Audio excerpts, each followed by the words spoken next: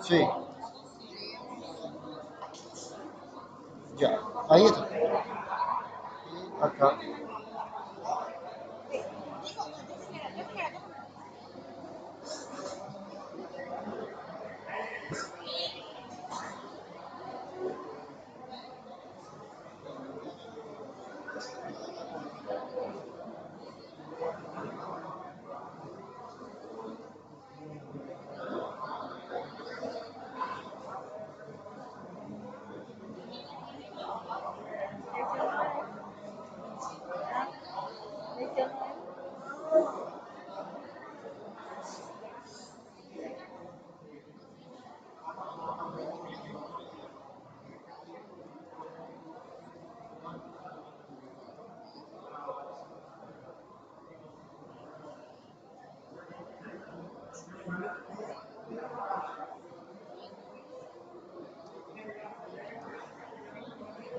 Dani,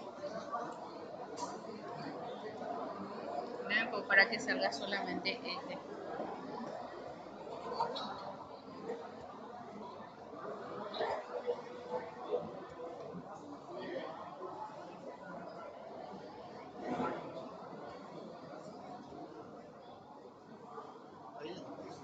Ahora. Ellos tienen mi imagen acá. Sí, le aparece también. Entonces ahí podemos ir un poquito más. ¿O está bien? Vamos a ver. Ahí. Entonces ahí usted va avanzando y viendo más.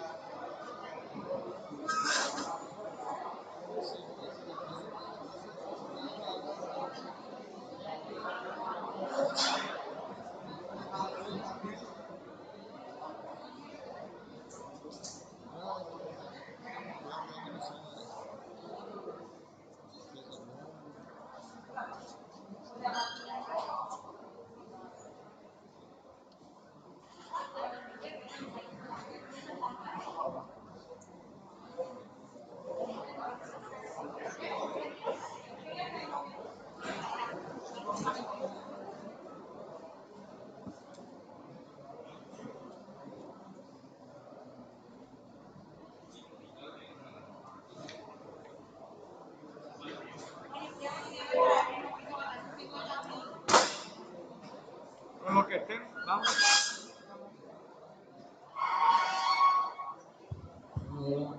Bueno, rápidamente empezamos. Con lo que estén.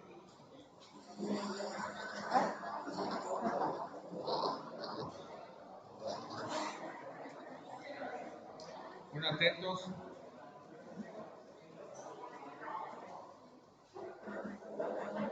Esta es una clase que no se va a repetir. Es una clase que no se va a repetir, entonces, bueno, felices ustedes que están aquí. Nosotros estamos en el marco de lo que se llama la teoría de la ley penal. Dijimos que para ser coherentes con nuestra disciplina, yo había explicado en la primera clase que íbamos a hacer vamos a tratar de seguir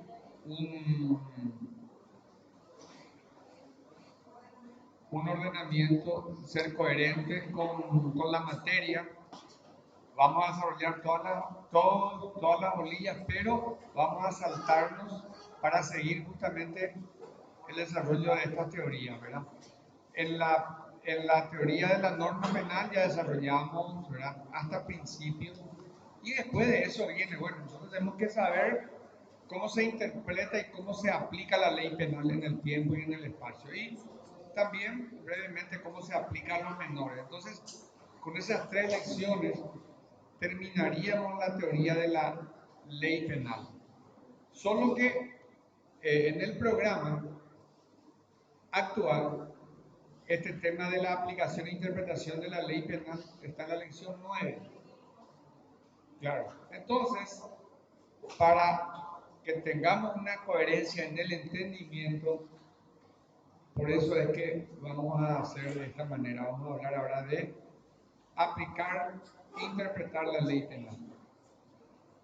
En consonancia con lo que dijimos la clase pasada, dijimos que, y pregunto yo, ¿a quién se aplica el derecho penal? ¿Para quién es el derecho penal? ¿A quién va dirigido? ¿Eh? ¿Eh? A la persona, está claro, pero ¿qué más? ¿Eh? A la persona que infringe la ley, ¿quién más? ¿A quién se aplica? ¿Al Estado? Bueno, ¿eh? ¿A los ciudadanos? Después, ¿a quién va dirigido el derecho penal? Es lo mismo que decía María Victoria, ¿verdad? María Victoria. Ella dice para todos. Y realmente es una ley. Y una ley es obligatoria para todos. Pero lo que tenemos que entender es que fundamentalmente el derecho penal lo que hace es garantizarnos a los que no tenemos, a los que no cometemos hechos punibles, a que estemos de este lado de la ley, a que no vayamos a parar en los centros de detención. En pocas palabras va dirigida a todos, pero si hacemos un simple recuento de cuánta gente eventualmente está dentro del sistema penal como sujeto activo, como imputado por la comisión de un hecho punible, tenemos una población ínfima. ¿Cuántos procesos tendríamos en la República? 30.000, 50.000. ¿Y el resto? Y el derecho penal es realmente, va dirigida a todos los ciudadanos y fundamentalmente es mi garantía de que si yo no cometo nada de lo que dice allí, yo tengo que vivir tranquilo. No es, está bien, cierto. En su función represiva está dirigido a ese que comete una infracción, una violación de la ley penal, cierto. Pero nosotros siempre queremos pensar primero de esa forma. No, en realidad la gran población no merece ser comprendido dentro de lo que estatuye el derecho penal. ¿Por qué? Porque no cometió ningún hecho punible.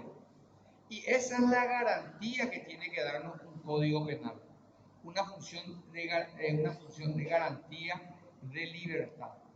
¿Se entiende?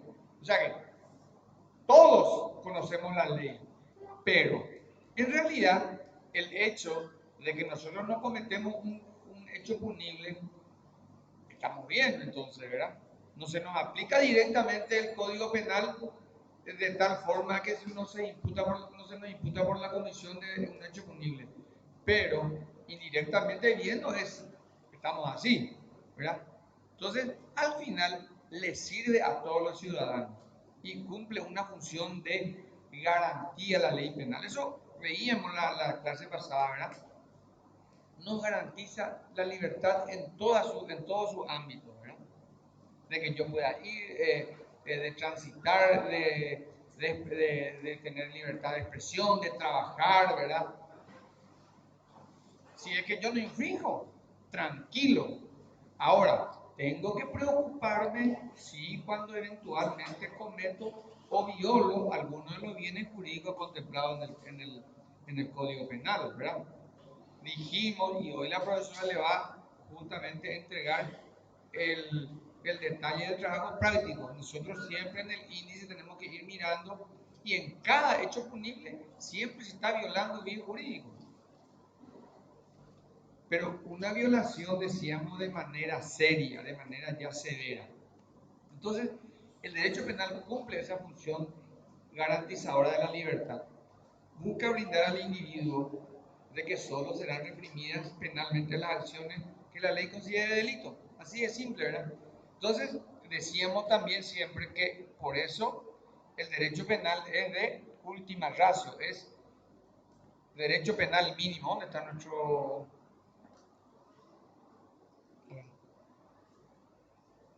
Bueno, entonces, es para todos. Es para mí, es para la decana, es para el diputado, para el senador, para el presidente, para el empleado, para el que no trabaja, para todos. Sometimiento a la ley. Eso es fundamentalmente derecho penal. Nosotros decíamos que esa función de garantía está apoyada en muchos principios y vimos la clase pasada, antes de ayer, algunas, ¿verdad?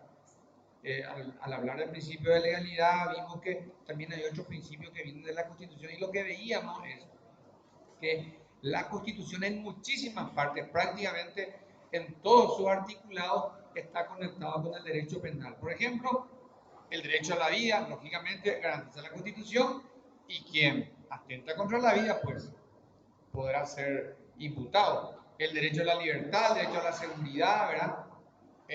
¿Cómo atento contra la libertad? Privación de libertad, secuestro, ¿verdad?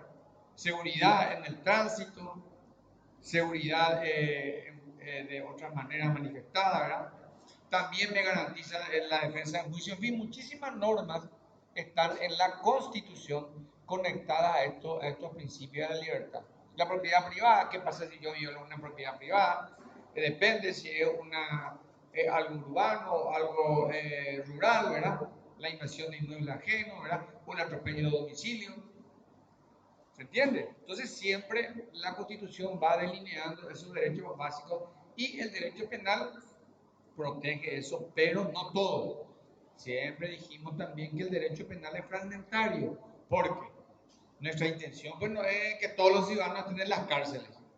Un ciudadano puede tener un problema económico, vayamos a lo civil, puede tener un problema laboral con su empleado, vayamos a lo laboral, un problema relacionado con sus hijos, qué sé yo, vayamos a la jurisdicción civil, un problema con el Estado, qué sé yo, tribunal de cuentas. Pero último es el derecho penal. Entonces, la Constitución, y siempre eso pregunto, siempre pongo un artículo que ustedes tienen que leer y ver en qué se relaciona eso con el derecho penal o con el Código Penal. ¿Qué sé yo? Dice, por ejemplo, un artículo no se admite la prisión por deudas. ¿Y eso con qué está vinculado? Y dice más que solo salvo que provenga de incumplimiento del deber legal alimentario. ¿Y con qué se conecta en el derecho penal?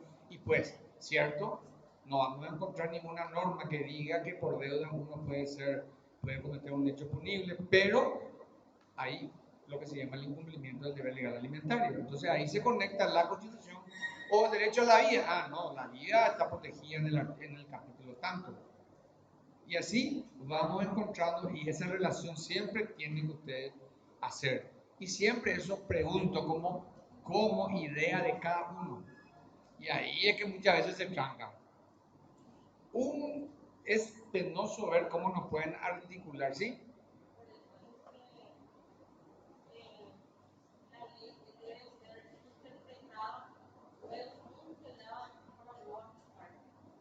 Interpretada luego, claro, sí, así mismo, sí, así mismo.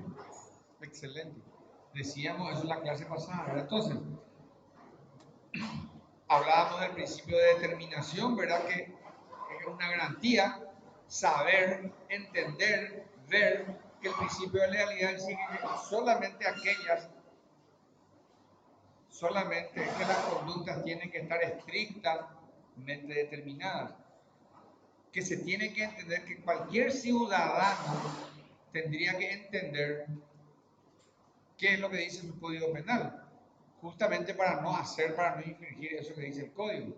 Porque en el fondo, decíamos que el principio de reserva legal decía que, bueno, que todo ciudadano no está, ¿cuál era el principio? A ver, si me siguen, el principio de reserva, artículo 9, nadie está obligado a hacer lo que la ley no ordena, ni privado de lo que ella no prohíbe, ¿verdad? Entonces, en base a eso, ¿verdad? Perfecto, si yo cumplo esto, no hay problema. Entonces, también la Constitución va determinando ciertas obligaciones, y no solamente en la parte orgánica, en la dogmática. En la parte orgánica dice que toda sentencia debe estar fundada en la Constitución y la ley. Entonces, los delitos o hechos punibles deben estar expresamente determinados en la ley. ¿Y dónde rige eso? Y vamos a ver, eso es la fundamental. ¿Dónde rige nuestro Código Penal? ¿Para quién es exigible? Otra pregunta, ¿cuál es el espacio geográfico en el cual es exigible? Entonces, la ley establece expresa y taxativamente el hecho que se tendrá como un acto ilícito. Este principio de legalidad, entonces, exige a quién, al que aplica la ley. El juez tiene su rango, tiene su marco penal, no puede salir de eso. Debe seguir un proceso, debe respetar el derecho de defensa. Todas esas son garantías. O sea que, aún así, aún si yo entro en esa franja etaria de cometer un hecho punible, de que me imputen, yo estoy clasificado en una zona ya de procesado, de imputado, entonces es diferente mi situación. Pero lo mismo la Constitución sigue protegiéndome, presume mi inocencia. Yo tengo que tener un defensor, ¿verdad? Y también quienes juzgan en representación del Estado también están obligados a aplicar la ley conforme a ciertas garantías. No porque no le gusta nomás el imputado o porque hay un prejuicio, porque la prensa lo presentó como culpable. Bueno, el juez no tiene que seguir lo que dice la prensa, para eso están las leyes.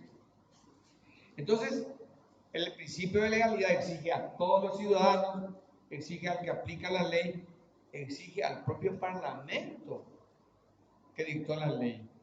No como los reyes de antes, que ellos dictan la ley, ellos interpretan la ley, ellos podían hacer lo que querían.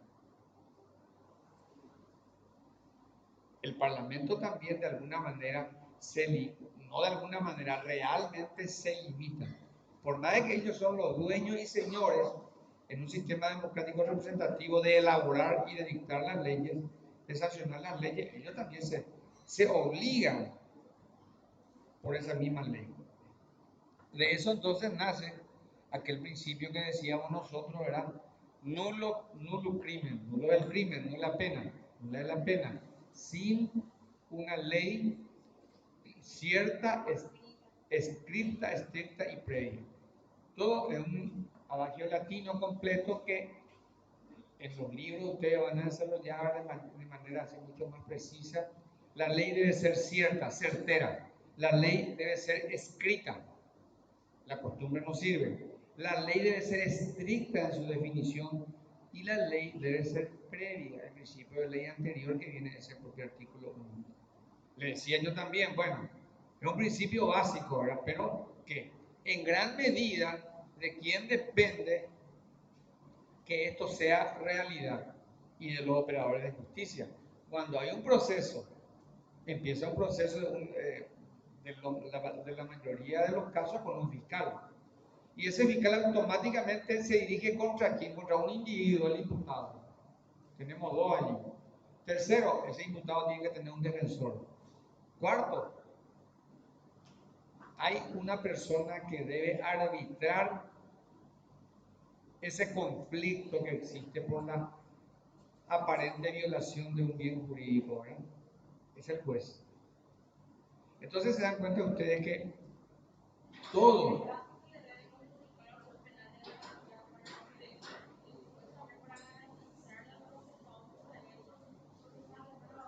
así mismo, todo eso está previsto en las leyes procesales, ¿verdad? Cosa totalmente contraria a ustedes. Bueno, acá la mayoría solamente veo que María Victoria. ¿Cuántos años tiene María Victoria? 57. Son un poquito más joven que yo. Pero, ¿vos te acordás cómo era cuando vos eras chica? Hace 47 años, 10 años, totalmente otra realidad vivíamos. No, el habeas corpus era letra muerta, muchísima gente era detenida, estaba allí, nadie quería visitarlo a su pariente, no se le daba acceso, estaba siendo torturado allí. Imagínense cómo de alguna manera el derecho avanzó, ¿verdad? Cómo nosotros no valoramos eso, porque no lo vivimos. Pero no solamente el Paraguay, en América Latina se vivió una época terrible en la que pensar diferente era automáticamente una causa para que una persona sea detenida, controlada, detenida, procesada, incluso que se vaya presa y muchas veces sin proceso. El habeas corpus que ustedes ya habrán leído, ¿verdad? Establece derechos básicos. Una persona a las 24 horas tiene que saber que tiene que ser puesta a disposición de un juez. A las 6 horas la policía puede retener, a las 6 horas tiene que comunicar ya a un fiscal y tiene que tener un defensor. Nosotros tenemos procesos de hace, antes del 89, en el que se firmaban confesiones y uno veía la foto que aparecía en los archivos de esa persona con una cara demacrada, lógicamente como consecuencia de haber sido torturada. Y uno torturado va a decir que el sol es verde, ¿verdad? Bueno, ese periodo se vivió y de eso el hombre aprende. Y de alguna manera en la Constitución ese tipo de cosas van plasmando como filosofía. Y de la Constitución también se traslada eso. Por eso es que algunos, los nostálgicos, creen que con mano dura, el hecho de que haya criminalidad no tiene nada que ver. Eso es al final el fracaso de los políticos de nuestro tiempo. Pero eso no significa que nosotros tengamos que automáticamente detenerlo a la gente porque sencillamente se nos antoja, sin respetar sus derechos, no importa quién sea.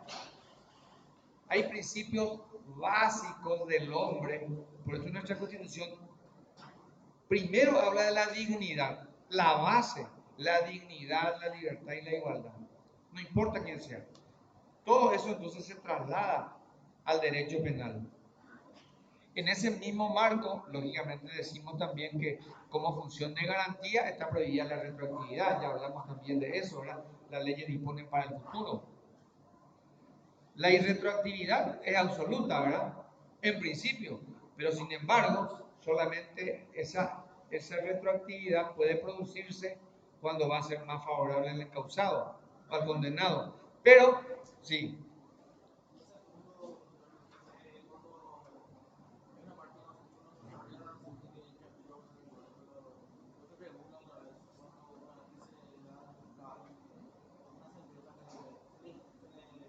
Aplica. ¿Sí? ¿Sí? Sí.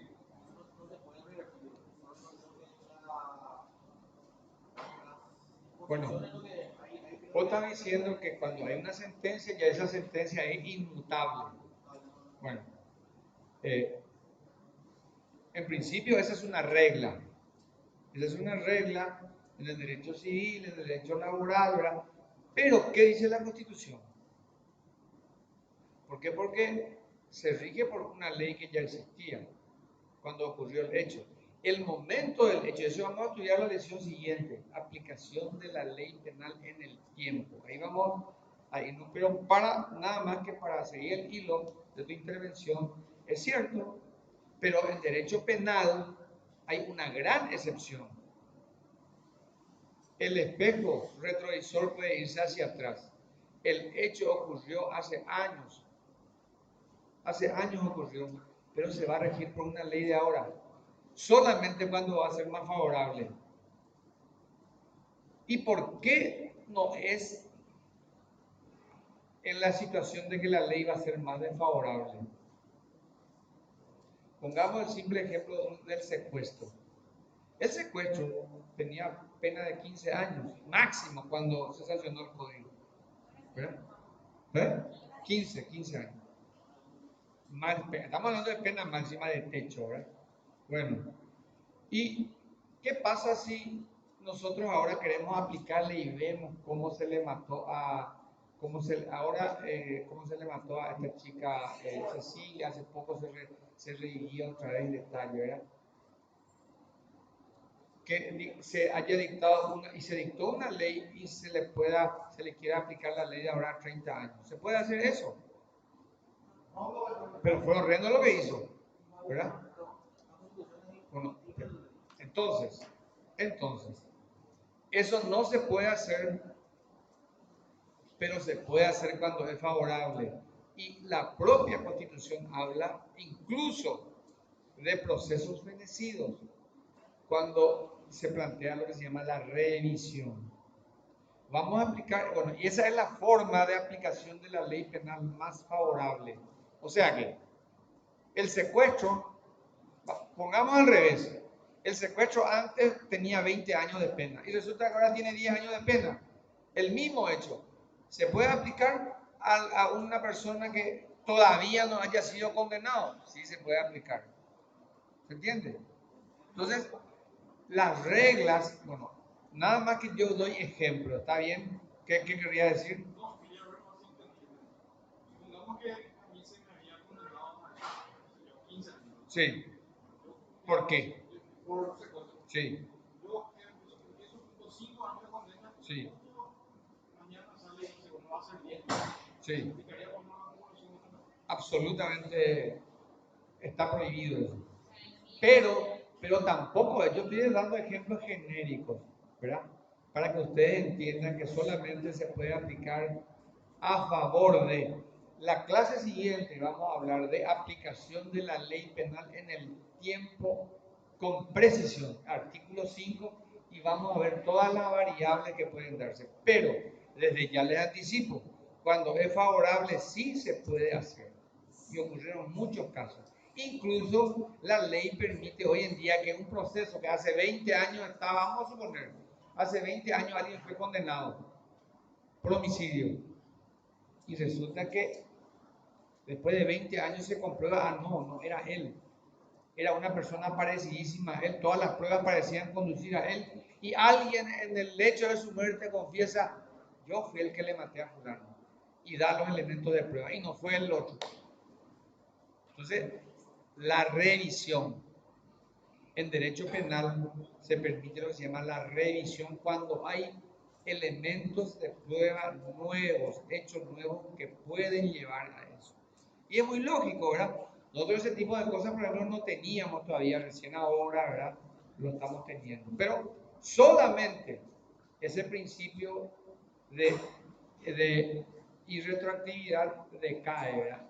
Cuando va a ser más favorable. Seguimos entonces. La costumbre, la doctrina y la jurisprudencia. Y bueno, sabemos que la única fuente es la ley, ¿verdad? Pero sin embargo, hay cosas que la costumbre es fuente en derecho civil.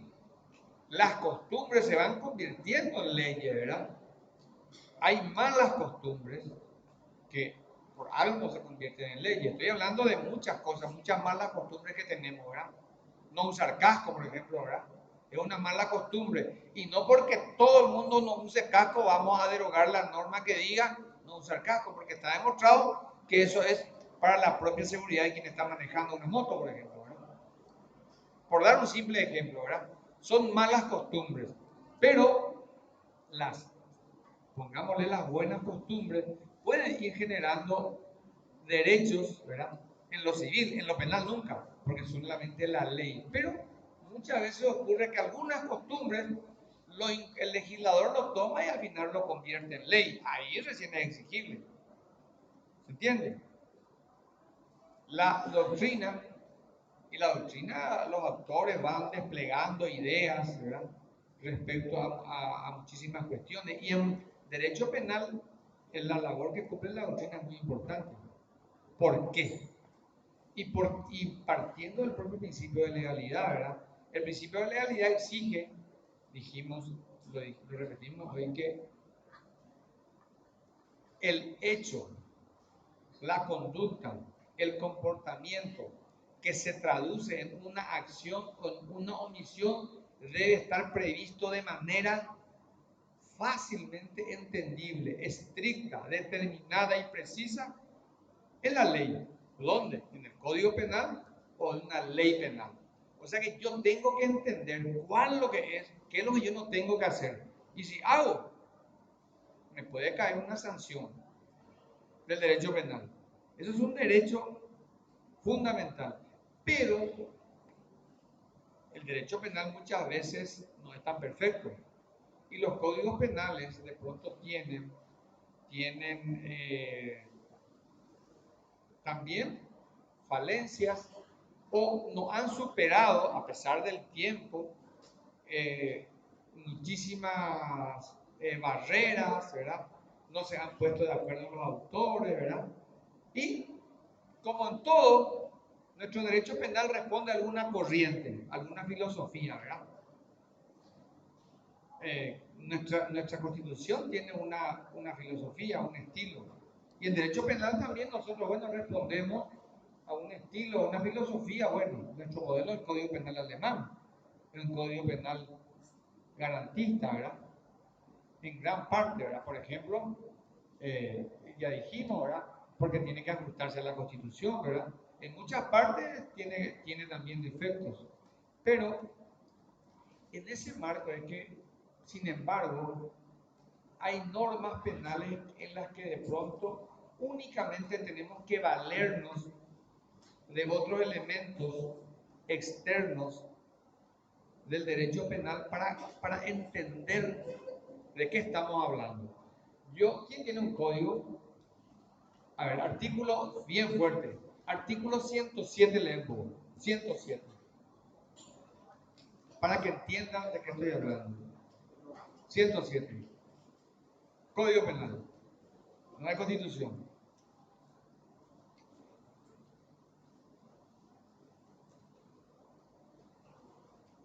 ¿107?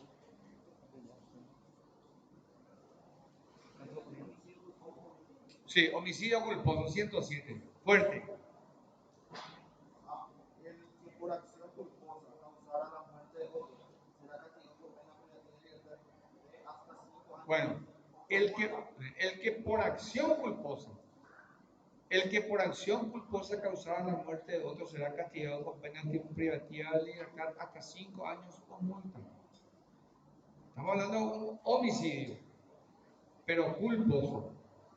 Para hacerles rápido, el homicidio está previsto en el artículo 105 y el homicidio simple tiene hasta 20 años de pena privativa de libertad. El homicidio doloso simple. El homicidio doloso agravado tiene hasta 30 años de pena privativa de libertad. Ahora, hay un proyecto que se va a incorporar en ese catálogo de 30 años, el sicariato. Porque el sicariato se volvió una forma perversa, macabra, terrible, inentendible, ¿verdad? En que se le mata a la gente por precio, donde la vida de un hombre vale menos que la de un animal. Entonces ahora se va a prever una forma especial y la pena solamente puede ser hasta 30 años, porque eso es lo que dispone el edificio que es el Código Penal. A ese edificio que es el Código Penal se va a agregar un ladrillo, que es esta ley. ¿Por qué les digo eso? Porque también, como parte de esto que estamos hablando, todas las leyes que vayan surgiendo a partir de carácter penal tienen que ajustarse a esta parte general, donde se establecen las generalidades. Esto que nosotros estamos estudiando es básico para que entendamos cómo se hace una norma, qué elementos tiene que tener, y en materia de penas, que nos puede pasar el máximo de 30 de pena privativa de libertad, que es la pena más grave, y el mínimo de 6 meses. ¿Me entienden? Entonces, 105, 20 años, puede subir a 30, ¿verdad? El mismo artículo establece que en algunos casos la pena para el homicidio puede ser de 5. Y este artículo 107, que va casi después, dice, en los casos culposos, la pena es hasta 5 años nomás. Imagínense la diferencia. ¿Y dónde está la diferencia? Y la diferencia está que los delitos tienen varias clasificaciones, ¿verdad? Pero una de las clasificaciones básicas es que los delitos o hechos punibles pueden ser dolosos y pueden ser culposos. ¿De qué depende eso? Y bueno, ¿y cuál es la disposición de la voluntad del autor para eso? Vamos a estudiar lo que es el dolo y vamos a estudiar lo que es la culpa. Por ejemplo, dice el que matare, dice el artículo 105 a otro, ese es, dice allá arriba su título homicidio doloso, dice, ¿verdad? El artículo 105. Entonces ahí estamos hablando de un homicidio doloso. Pero en este caso dice el que por acción culposa, dice. Bueno, el dolo de alguna manera está señalado en nuestro código de manera indirecta. Vamos a ver cuándo, y vamos a ver en la lección correspondiente a la tipicidad. Y la culpa, de alguna manera, está señalada así, solamente con frases o con palabras que dicen el que por acción culposa o el que culposamente. Entonces, ¿cómo aplicamos qué es acción culposa? Reúne aquí el Código Penal esto que dice el principio de legalidad, que dice que la acción debe estar estrictamente detallada en la ley, y no. Entonces ahí recurrimos a la ciencia penal, a la dogmática penal. ¿Y qué es lo que la dogmática penal nos enseña? Y nos va enseñando con el tiempo, no es de ahora, es de siempre. Siempre los autores hablaban de lo doloso y de lo culposo, ¿verdad? Y nos va enseñando, antes decía, lo culposo es aquella acción negligente o aquella acción por impericia o por imprudencia. El que va manejando imprudentemente a 80 a 100 kilómetros por hora en un lugar donde transitan muchas personas, le choca y le mata.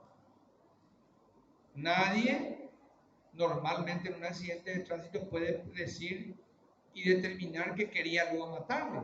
Es consecuencia de manejar, fue más allá del rango que establece la ley de tránsito y lógicamente tuvo el infortunio de chocarle a una persona. Entonces, eso se decía, bueno, eso es imprudencia.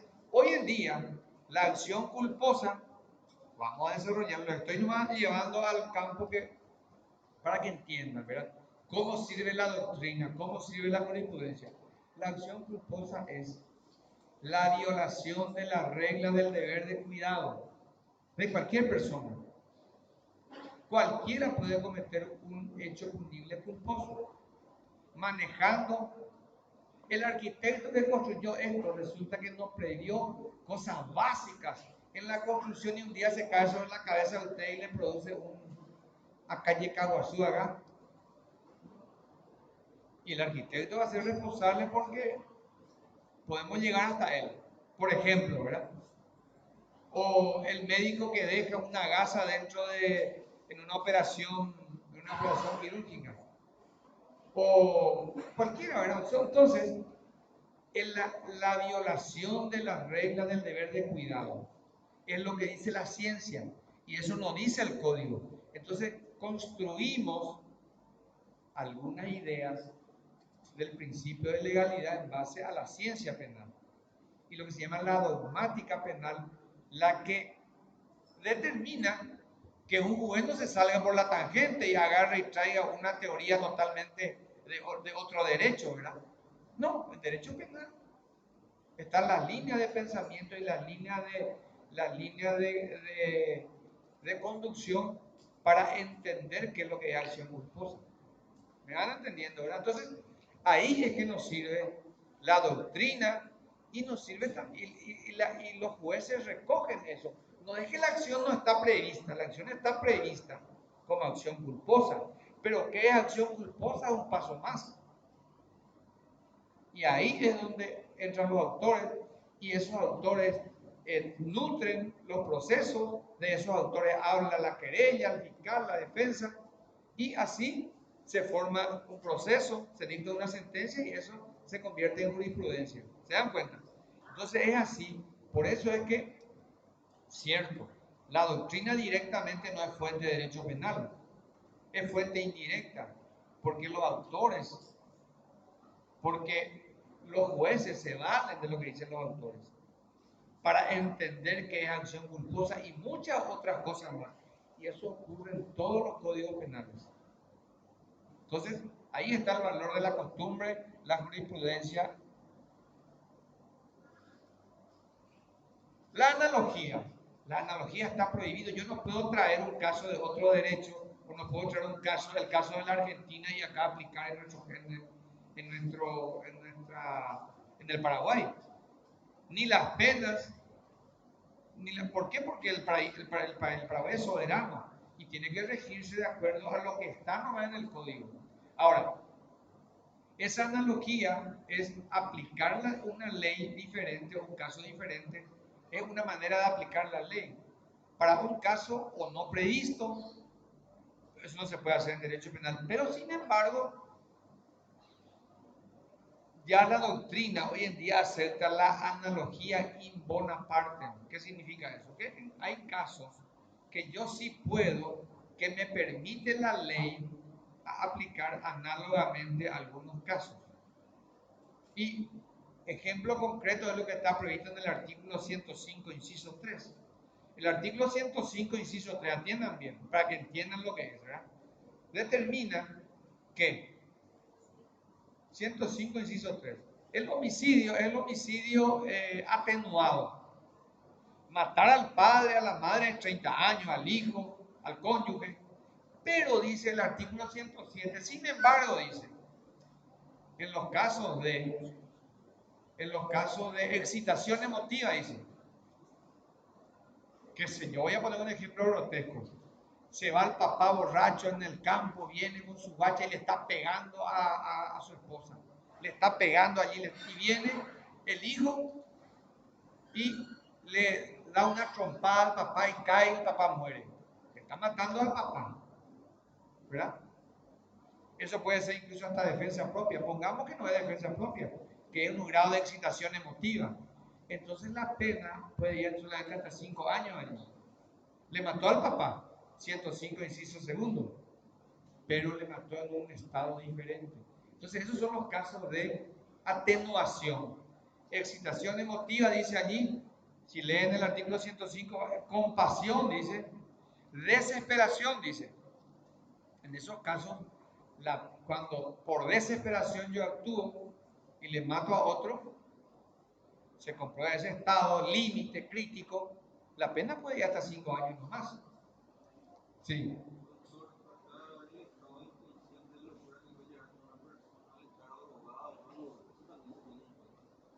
Está preguntando acá el estado de inconsciencia por una droga. Es un estado que hay que ver, porque la demencia, lógicamente, es causa de irreprochabilidad. Eso es otra cosa. No es reprochable. Sigamos con eso, no sería reprochable, porque no sabe lo que hace. Pero una cosa es eso, otra cosa es ponerse en ese estado. Cuando hablemos de reprochabilidad, vamos a ver bien eso. Bueno, entonces sigo con el ejemplo, ¿verdad? Estamos hablando de analogía. Entonces la ley permite bajar ese reproche para aplicar la pena en esos casos. Pero dice también el mismo artículo, atiendan bien, principio de legalidad dice que cuando yo voy a aplicar una pena tengo que saber por qué voy a aplicar esa pena. Dice otro motivo relevante, dice. Eso es claro, eso es una vaguedad. Es una vaguedad que sin embargo cuando se va a aplicar a favor se puede hacer. O sea que el juez en un caso como ese, un ejemplo cercano a ese que di, en caso de excitación emotiva, de compasión o desesperación, puede encontrar algún otro motivo similar a ese según su entender, según lo que se presenta en el caso, de acuerdo a las pruebas, y hacer analogía in bona parte, a favor del encausado. ¿Se entiende? Entonces, en ese caso, ya la doctrina acepta. Entonces, analogía prohibida, pero permitida en algunas situaciones. No, eso es otra cosa. Eso es el intervalo lúcido. Bueno, interpretación de la ley penal rápidamente, ¿verdad? Una vez sancionada la ley tenemos que aplicarla. El Código Penal tenemos que aplicar. Es necesario interpretarla. ¿Y cómo se interpreta? Y para eso necesitamos saber, tener un caso concreto. Interpretar es saber qué sentido, desentrañar para qué se hizo la ley, por qué se hizo la ley, una serie de circunstancias. Para interpretar se utiliza un método. Interpretar en materia penal no es lo mismo que interpretar en otro derecho. La interpretación es una operación intelectual en la que se busca establecer el sentido de las expresiones utilizadas en la ley. ¿Cómo sé eso? Y primero tengo que leer, ¿verdad? Tengo que leer lo que dice la norma penal para descubrir cuáles son los supuestos contenidos en ella y consecuentemente decidir si se aplica al supuesto de hecho que se plantea al intérprete. En pocas palabras, ¿cómo yo interpreto una ley penal? Yo tengo un hecho. Juan le mató a Pedro. Y después me van contando cómo Juan le mató, que estuvieron hablando y de pronto, qué sé yo, discutieron, sacó su cuchillo y le clavó. Ese es el hecho. Y lo que yo tengo que ver si ese hecho puedo comprenderlo dentro de una norma penal. Es un método de interpretación. Se llama subsunción. Yo tengo que ver, en pocas palabras, si lo que ocurre o si lo que ocurrió puedo interpretarlo desde la perspectiva, desde la óptica de una norma penal. En pocas palabras, ¿verdad? Si puedo, si podemos conectar, encastrar el hecho con la norma, eso se llama subsunción. Eso es lo que hacen los fiscales, tienen que hacer los fiscales cuando se imputan.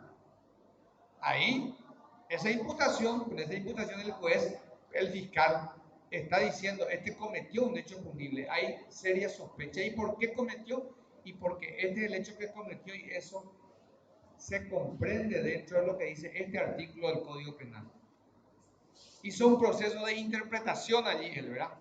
Pero se supone que hizo un proceso de interpretación completa. No basta solamente con leer el texto de la ley.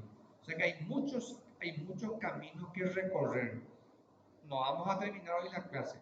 Le voy a tirar yo algunos, vamos a ver el tema del trago práctico, ¿verdad? Le voy a tirar algunas cuestiones así, nada más que, ¿qué hora es ahora? Bueno, nada más algunas ideas. Vamos a continuar con esto porque esto es parte muy importante. Interpretar y aplicar la ley que nos va a llegar a la siguiente clase seguramente, ¿verdad? Y un poquito más, ¿verdad? Bueno, ¿qué entonces pasa allí? ¿Cómo se interpreta la ley? Hay métodos. Les tiro nomás algunas cosas, ¿verdad?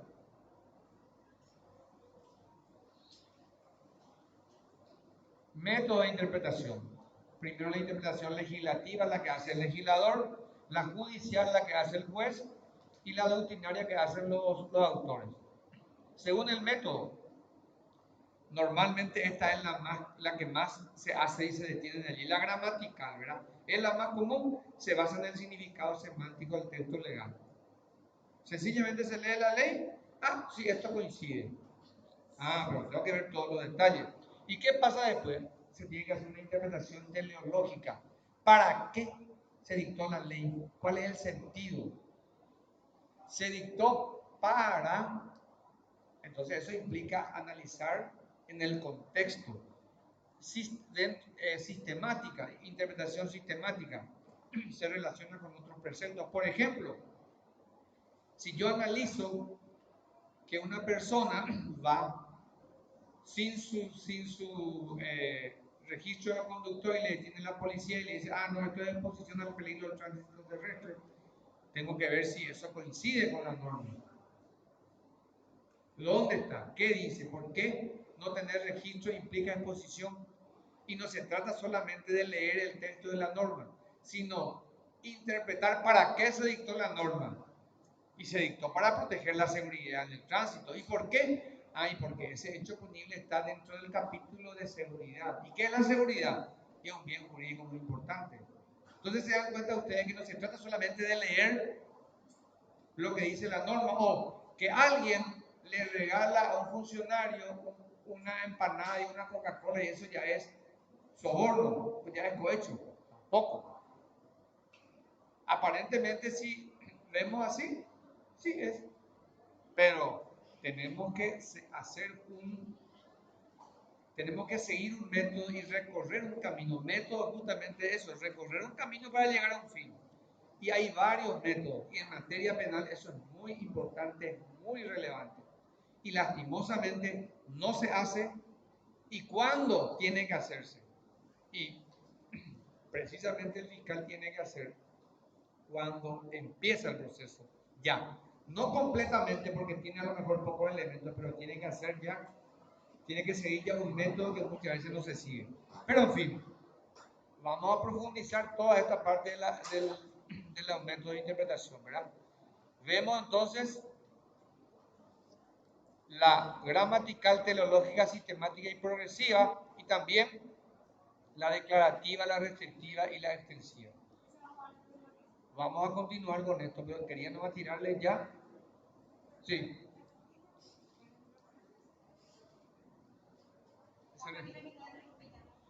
Y se refiere a los libros en su momento que no sé cuál de ellos, ¿verdad?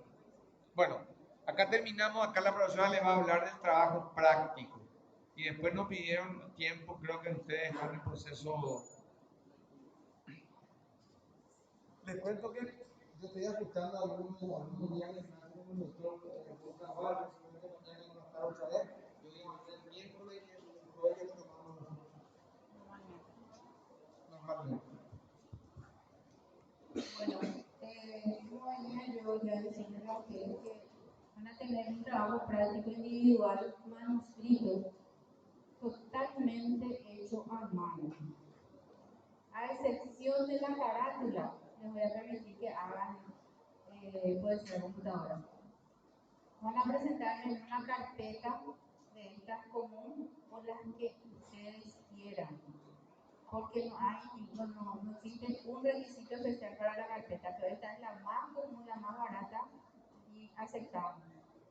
Aceptamos prolijos. Queremos que se presente bien el trabajo porque muchos ya me van a presentar muy sucios, carpetas rotas. Entonces, llevamos en cuenta también para la puntuación, la presentación. Bueno, el trabajo consiste en presentar manuscritos, así como les dije, la copia del código penal, atendiendo los lineamientos metodológicos del Código Penal paraguayo. Se tiene que copiar los libros, primero, parte general, segundo, parte especial y tercero, parte final, títulos y capítulos, desde el artículo 1 hasta el artículo 325. No van a desarrollar los artículos, van a citar los nombres de los artículos, sin los incisos. Pero sí me van a decir, corresponde al libro 1, primero, parte general. Segundo, parte especial, me van a citar. Yo les voy a mostrar un modelo para que ustedes tengan idea de lo que yo les estoy hablando. Como les dije, tienen que contener la carátula, que sí lleva puntos. Tienen que poner sus nombres, su número de cédula, quiénes son los profesores. Va a contener una introducción después de la carátula.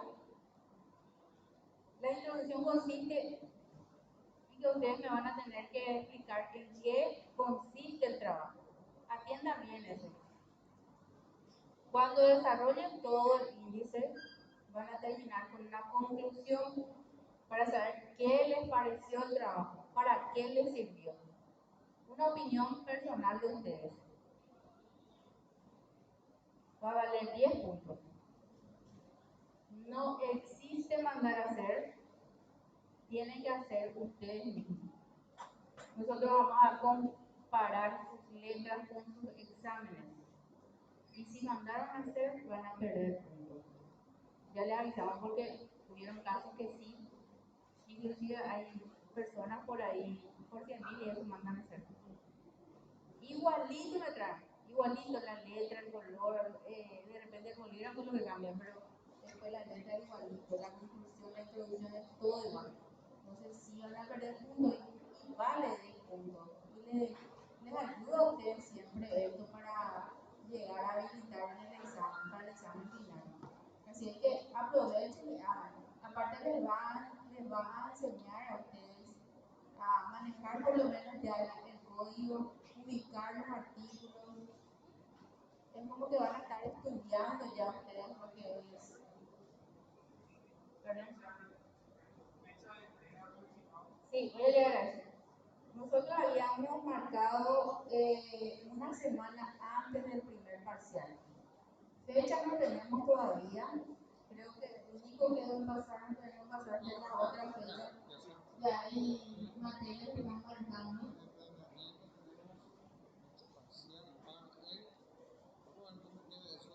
Si rendimos un jueves, van a entregar hasta el lunes.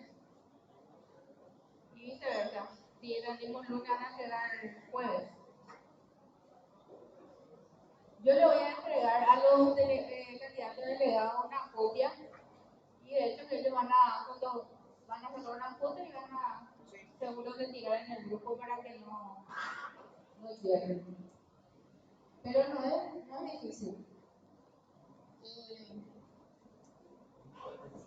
Este sería un modelo, pero este ya lo puse todo así. Yo tenía guardado porque me gustó nomás. De hecho, que era una chica la que hizo, ¿verdad? Algo así. Esta, por ejemplo, llevó 10 puntos. Me hizo su carátula, perdón. Cortito, no una introducción. No hace falta que me llenen la hoja. Después el desarrollo. Manuscrito, así como le dije, el código penal, capítulo 1, capítulo 2, y van desarrollando.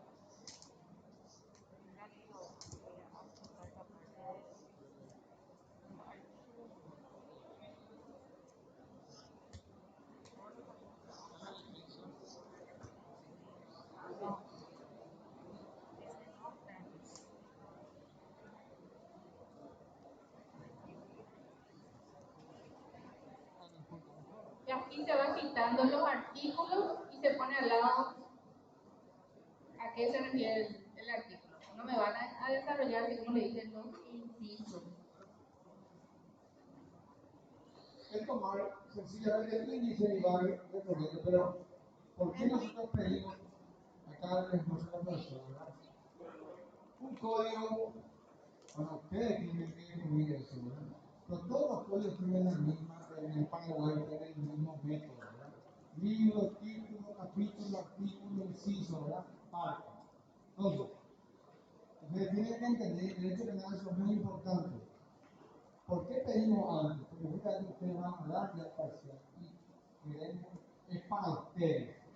Ahora ustedes van entendiendo ya qué contiene el código penal porque van a tener que ir copiando. Artículo 1, principio de legalidad. Artículo 2, principio de responsabilidad. Principio de prevención. Aplicación de la ley penal. Qué sé yo, lugar del hecho. Van siguiendo y me sirve muchísimo para que tengan una idea central. Y lógicamente, el básico lo que le digo a la profe, la metodología, mínimamente una introducción, un desarrollo, una convicción personal. No quiero comprar todos los años la misma historia. El código penal paraguayo viene el código tejedor, el que se dio el profesor Teodosio González. Eso se refiere al código penal que ya está vigente hasta. ¿Por qué? Porque alguien googlea y eso habla de los antecedentes del código penal anterior. Significa que ni siquiera me entienden. ¿Entienden? Entonces, manos a la obra.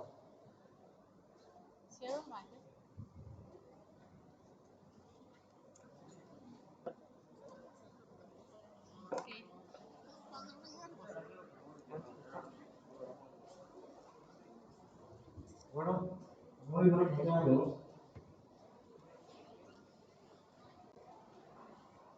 Compañero, para